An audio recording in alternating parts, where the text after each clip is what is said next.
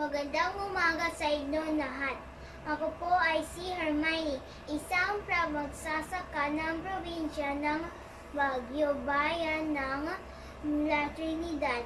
Ang kilalang lugar pagdating sa strawberry. Sa aming trabaho, may mga hamon at oportunidad na aming hinaharap. Narito ang mga ilang hamon at oportunidad. Hamon sa pagsasaka. Paglaki ng ibang ng mga angkat o pagtangkilik ng strawberry mula sa ibang bansa. Climate change. Masyado pagbaba ng temperature sa lugar, sanhi ng pagyelo ng mga strawberry, pati na rin ang ibang gulay ni nakilalang inaangkat dito sa Baguio.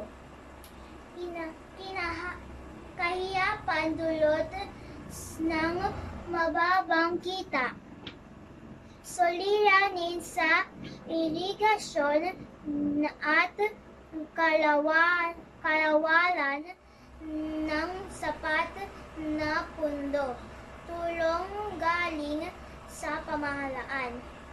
Narito naman ang ilang oportunidad sa pagsasaka ng strawberry.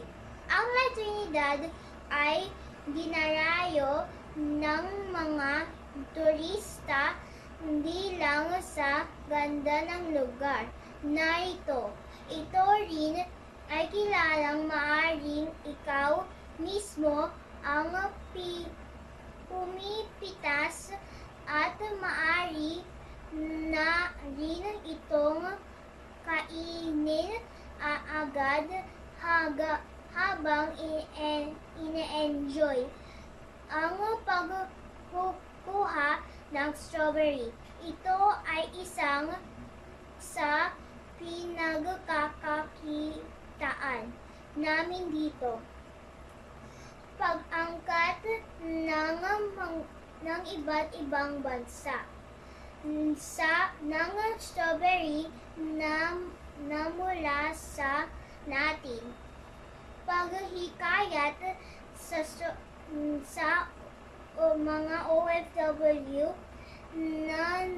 na mamuhayan upang mapalago at mapatibay ang pagsasaka ng strawberry.